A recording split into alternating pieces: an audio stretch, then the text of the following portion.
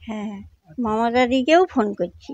মমতাদির তো সব ক্যাসেট দেওয়া আছে, ক্যাসেটে অনেক কিছু বলে, কিন্তু কোনো কিছু বারবার ফোন করছি, অনেকবার ফোন হয়ে গেছে, কিন্তু কোনো উপকারিতা পাইনি।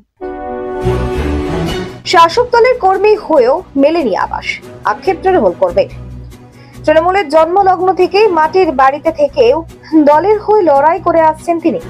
তৎকালীন ক্ষমতাশীল বামফ্রন্টের বিরুদ্ধে তৃণমূলের জোড়াফুল চিহ্নে প্রার্থী হয়ে বামেদের চোখে চোখ রেখে লড়াই করেছিলেন। এমনকি প্রাণে মেরে ফেলারও বারংবার হুমকির মুখে পড়তে হয়েছিল তাকে। বামেদের কাছে পরাজিত হলেও তৃণমূলের হাত আজও শক্তপোক্ত করে ধরে রেখেছেন তিনি। কিন্তু তার একটাই আক্ষেপ, দলের জন্মলগ্ন থেকে জোড়া ফুলের ঝান্ডা কাঁধে নিয়ে দল করলেও তিনি ওই দলেরই গঠিত সরকারের সুযোগ সুবিধা থেকে বঞ্চিত রয়েছেন। বাংলা আবাস যোজনা, বাথরুম কিংবা বার্ধক্য ভাতা কোনোটাই তিনি পাননি। ৬৩ বছর বয়সের পূর্ব মেদিনীপুরের শহীদ মাতঙ্গিনী ব্লকের পাকুড়িয়া গ্রামের বাসিন্দা বাসুদেব ব্যানার্জি। একদিকে যেমন তার পরিচয় তিনি একজন সামান্য ব্রাহ্মণ, আরেকদিকে তিনি তৃণমূলের একনিষ্ঠ কর্মী। সেই ব্যক্তি আজ আবাস যোজনার বাড়ি থেকে বঞ্চিত রয়েছেন। ভাঙাচোরা ছোট্ট মাটির বাড়িতে বৃদ্ধ বয়সে স্বামী স্ত্রীর জীবন কাটছে। মাথার ওপর বাঁশের দেওয়া মাটির ছাদ প্রায় ভেঙে পড়েছে। টালির চালে টালি ভেঙে বৃষ্টির জল পড়ে বাড়ির মধ্যে।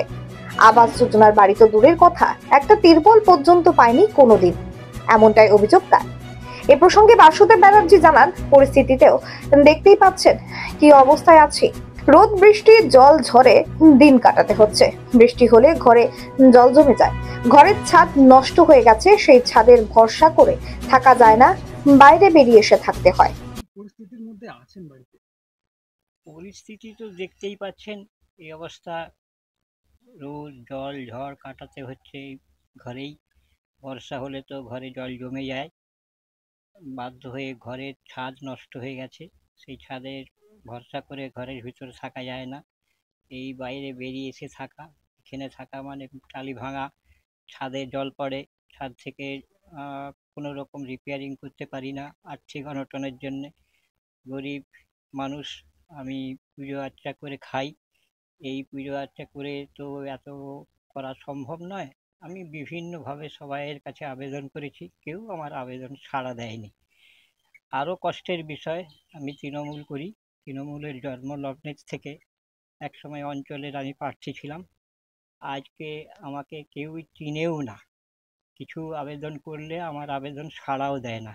আমি আবাস যোজনা, সবাই বলে আবাস যোজনা তোমার পাওয়ার উপযোগী তুমি, কিন্তু আজও পর্যন্ত আবাস যোজনার জন্য আমি অনেকবার দুয়ারে সরকার হয়েছে, ওখানে আবেদন করেছি, অঞ্চলে আবেদন করেছি, ব্লকে আবেদন করেছি, বিডিও সাহেবকে আমি নিজে আবেদন করেছি, কোনো রকম সাড়া পাইনি। সবাই বলে দেখছি দেখছি দেখছি দেখছি করতে করতে আমার আজকে ৬২-৬৩ বছর বয়স হয়ে গেল, আর আমি কি পেতে পারি? বার্ধক্য ভাতাটাও পেতে পারি না। এইটা তো এটুকুনও তো আমি পেতে পারি, সেটাও আমি পাই না। তা সেই জন্যে যদি আমার প্রতি সহানুভূতি হয় কেউ, দয়া করে যদি আমার অন্তত বাড়িটা ইনকোয়ারি করে দেখুক যে আমি কোন বাড়িতে আছি। আমরা দুজন স্বামী স্ত্রী থাকি, আমার দুটো মেয়ে, কোনো রকম কষ্ট টষ্ট করে ধার দেনা করে মেয়ে দুটো বিয়ে দিয়েছি। আর্থিক অনটন এখনও আমার আছে। আমি এই পুজো আর্চা করা ওই আর্থিকটা আমি ঠিক মতন সবাইয়ের কাছে পৌঁছাতে পারি না, যার ফলে অনেক কথাও শুনছি। আমি ধার করেছি, আমাকে তো শুনতেই হবে। তো এই জায়গাতে আমি যদি সরকারি কিছু সহযোগিতা পাই তাহলে আমি খুব কৃতজ্ঞ থাকব। আমি মমতা ব্যানার্জির একনিষ্ঠ কর্মী, জন্মলগ্ন থেকে এখনও পর্যন্ত। তো এরপর আমার আর কি বলার থাকতে পারে, যদি আপনারা চিন্তা ভাবনা করেন, আমার পরিবেশ দেখে প্র্যাকটিক্যাল যেটা বললাম সেটা সত্যি ঘটনা কিনা জেনে যদি দয়া করেন তাহলে আমি খুব উপকৃত হব। এই আশাটা আমরা অন্তত করতে পারি এই বয়সে। একটা মাথা গোঁজার ঠাঁই হলে ভালো হয়, পাকাপোক্ত একটা মাথা গোঁজার ঠাঁই তো অবশ্যই, সেই জন্যই তো চাচ্ছি যে আমার ঘর থেকে আমাকে বেরিয়ে এসে বারান্দায় থাকতে হচ্ছে, এবং টালির চালও নষ্ট, আমি একটু ছাদ ঢালাইও করতে পারি না আর ঘরও করতে পারি না। তো কোনো রকমে আমি মাথা গুঁজে থাকি, বিশেষ করে বর্ষার সময় খুব অসুবিধা হয়, ঘরের ভিতরে দেখবেন জল জমে যায়, তা সেই ক্ষেত্রে জল পরিষ্কার করে আমাদেরকে থাকতে হয়, কোনো রকম কষ্ট কোন ঠান্ডাতেও তো এইভাবে থাকতে হবে। তো এখন কি করব বলুন, আমাকে তো, আমি তো একবারে ফাঁকা বাইরে থাকতে পারি না, জল পড়ুক আর যাই করুক আমি এখানেই থাকতে বাধ্য হচ্ছি। এই অবস্থায় যদি একটু সহানুভূতি হয় কোনো রাজনৈতিক দলের তাহলে আমার পক্ষে ভালো হয়। প্রাণের আতঙ্কে বারান্দায় ছোট্ট খাট পেতে তাদের রাত্রি যাপন করতে হয়। ঝড় বৃষ্টি কিংবা কনকনে ঠান্ডায় ওই স্যাঁতস্যাঁতে বাড়িটাই তাদের আশ্রয়স্থল। এর বাড়ি ওর বাড়ি পুজো পাঠ করে চলছে সংসার। তেমন কোনো রোজগার নেই। ধার দেনা করে দুই মেয়েকে কোনো রকমে বিয়ে দিয়েছেন। ঋণের বোঝা মাথার উপরে রয়েছে তার। আর্থিক সামর্থ্য না থাকায় তার পাকাপোক্ত বাড়ি করার ক্ষমতা নেই, যার ফলে সরকারি বাংলা আবাস যোজনার জন্য বিভিন্ন দপ্তরে তাকে যেতে হয়। দুয়ারে সরকার, ব্লক প্রশাসন, ডিএম অফিস থেকে শুরু করে বিভিন্ন জায়গায় আবেদন করেও আবাস যোজনার বাড়িটুকু মেলেনি। শুধু তাই নয়, বার্ধক্য ভাতা, ব্রাহ্মণ ভাতা কিছুই মেলেনি তার। বর্ষার সময় হাঁটু কাদা জল পেরিয়ে অনেকটা দূরে তিরপল খাটানো বাথরুমে যেতে হয় তাদের। তাদের একটাই আবেদন, শেষ বয়সে যেন তাদের মাথা গোজার ঠাঁই যেন একটু পাকাপোক্ত হয়, সুষ্ঠুভাবে যেন বসবাস করতে পারেন বাসুদেব বাবুর পরিবার। এ বিষয়ে বাসুদেব ব্যানার্জি স্ত্রী বন্দনা ব্যানার্জি বলেন, থাকি তো চলে তো যাচ্ছে, কোনো রকমে চলে যাচ্ছে, না থাকার মধ্যে থাকা। স্বামীর ইনকাম নেই, খুব সামান্য ইনকাম। মেয়ে দুটোকে কষ্ট করে মানুষ করে অনেক ধার দেনা করে বিয়ে দিলাম, এখনো তার দেনা শোধ হয়নি। থাকি তো চলে তো যাচ্ছে, যাই হোক থাকা আর কি, কোনো রকম না থাকার মধ্যে থাকা। স্বামীর ইনকাম নেই, খুব সামান্য ইনকাম। মেয়েগুলোকে কষ্ট করে মানুষ করে বড় করে বিয়ে দিলাম ধার দেনাগ্রস্ত হয়ে, এখনও তার দেনা শোধ করতে পারিনি। হ্যাঁ, অনেক রকম সমস্যা, কিন্তু ওই পার্টির থেকেই লোক সবসময় বলে, উৎসাহ দেয় আমার স্বামীকে, এই পাবেন, এই করবেন, এইবার দেখুন না, এইবার দেখুন না, এই বলে বলেই আজ 62 বছর বয়স হয়ে গেল। কিন্তু পার্টি করছে অনেক দিনই, প্রায় 35 বছর, আরও বেশি তো কম নয়। উনি দাঁড়িয়েও ছিলেন সে সময়, খুব সিপিএমের ছিল বলেই উনি জিততে পারেননি আর হেরে গেছেন। কোন দলের হয়ে দাঁড়িয়েছিলেন? ওটা তখন তো ছিল, কংগ্রেস ছিল। তারপর তৃণমূল যখন থেকেই হচ্ছে ওই প্রার্থী, অন্য প্রার্থীতে আর উনি যাননি। অনেক রকম সমস্যা বলেছেন লোকে, এই চাকরি করে দেবো, এই চাকরি করে দেবো, কিন্তু কোনো পার্টিতেও করেননি। কিন্তু আমাদের এখন সমস্যা হচ্ছে এই যে লক্ষ্মীর ভাণ্ডার দিচ্ছে, তাতে আমাদের অনেকটা উপকারে লাগছে।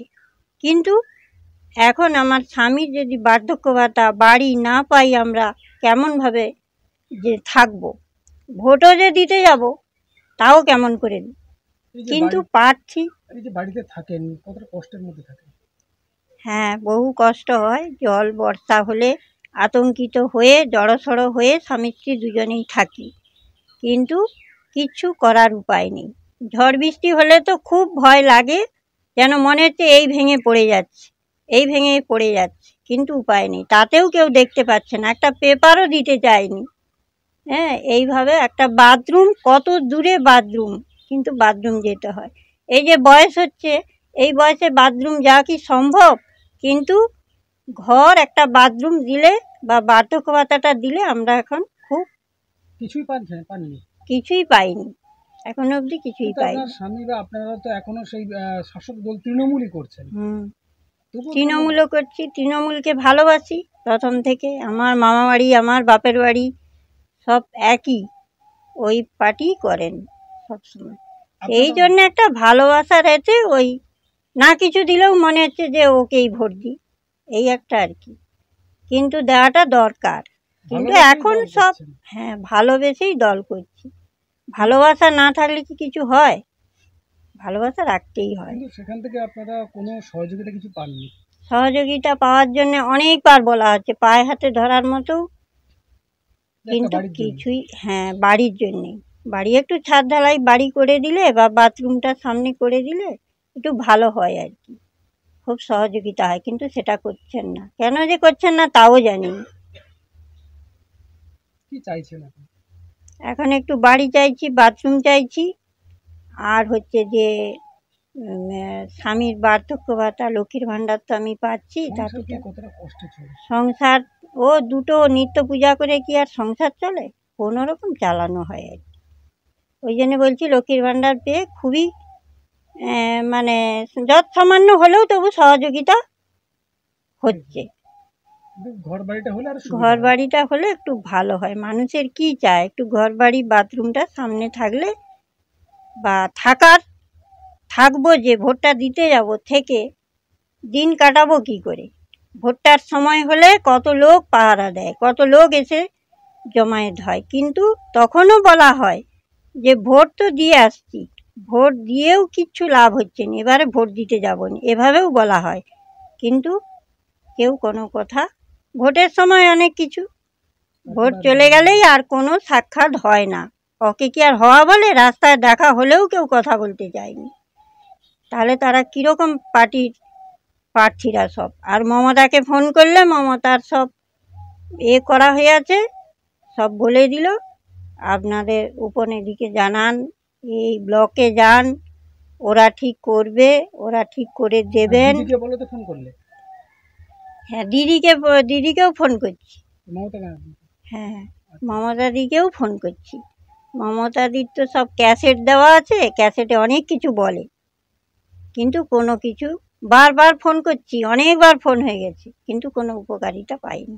এ বিষয়ে তমলুক সাংগঠনিক জেলা তৃণমূল কংগ্রেসের চেয়ারম্যান চিত্তরঞ্জন মাইতি জানান, আপনারা বললেন আমি এইবার জানলাম, 24 ঘন্টার মধ্যে খোঁজ নিচ্ছি, যদি সত্যি হয় নিশ্চয় ভিডিও সাহেব ও ডিএম সাহেবের দৃষ্টি আকর্ষণ করব, কেন এটা ন্যায় সঙ্গত পাইনি। বলার বলতে গেলে আপনারা যখন বলছেন এই মাত্র তো আমি জানলাম, আমি 24 ঘন্টার মধ্যে খোঁজ নিচ্ছি, যদি সত্যি হয় নিশ্চিত বিডিও সাহেবকে, নিশ্চয়ই ডিএম সাহেবের দৃষ্টি আকর্ষণ করব, কেন এটা ন্যায়সঙ্গত পায়নি। সে যে পার্টির হোক, তৃণমূল বলার দরকার কি আছে? সে বিজেপি করুক, সিপিএম করুক আর কংগ্রেস করুক, যেই দলই করুক, কোনো দলও না যদি করে, বাংলার মুখ্যমন্ত্রী মমতা বন্দ্যোপাধ্যায় তো ছাদ করে দিবে, তো দেড় পয়সায় ঘোষণা করেছে এবং আবাস যোজনার টাকা আজকেও ছেড়ে দিচ্ছে।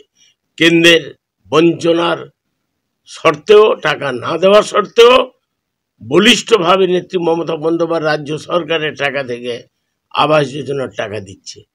এরপর এই গল্পটা কি হয়েছে না হয়েছে আমি ওর সঙ্গে কন্ট্যাক্ট করার ব্যবস্থা করছি, আমাকে 24 ঘন্টা সময় দিন, আমি জেনে বলতে পারবো।